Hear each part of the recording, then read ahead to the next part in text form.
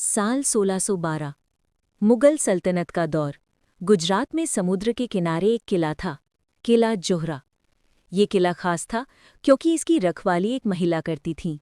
उसका नाम था जोहरा बेगम, एक ऐसी योद्धा जिसे लोग समुद्री शेरनी कहते थे। काली रात, समुद्र की लहरें किले की दीवारों से टकराती हैं और छत पर खड़ी एक महिला चांदनी में चमकती तलवार के साथ। वो हैं जोहरा बेगम।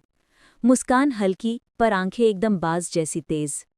पुर्तगाली व्यापारी उस समय भारत के समुद्री व्यापार पर कब्जा जमाना चाहते थे।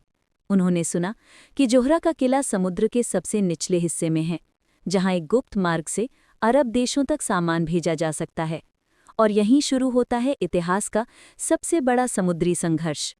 जोहरा ने किले के दीवारों में ध्वनि सुरंग बनवाई थी। जब दुश्मन जहाज पास आते, हवा सुरंगों से टकराकर ऐसा लगता जैसे किला गर्जना कर रहा हो। इससे दुश्मन डर जाते।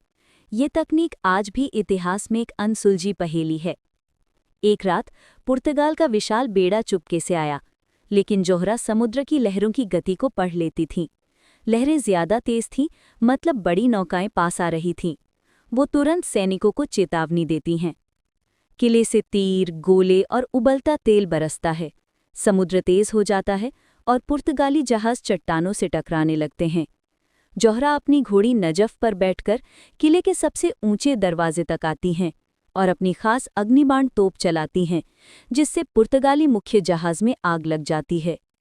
ये युद्ध इतिहास में दर्ज सबसे कम समय में जीता गया समुद्री युद्ध माना जाता है।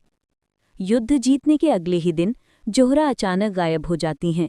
कुछ कहते हैं वो समुद्र की देवी बन गईं, कुछ कहते हैं वो अरब चली गईं, कुछ कहते हैं उनका संबंध गुप्त मुगल जासूसों से था और उन्हें किसी खास मिशन पर भेजा गया। इतिहास इस प्रश्न का उत्तर आज तक नहीं दे पाया, लेकिन किला जोहरा आज भी गुजरात के तट पर खंडहर के रूप में खड़ा है और रात को उसकी दीवारों से अब भी वही गर्जना सुनाई देती है।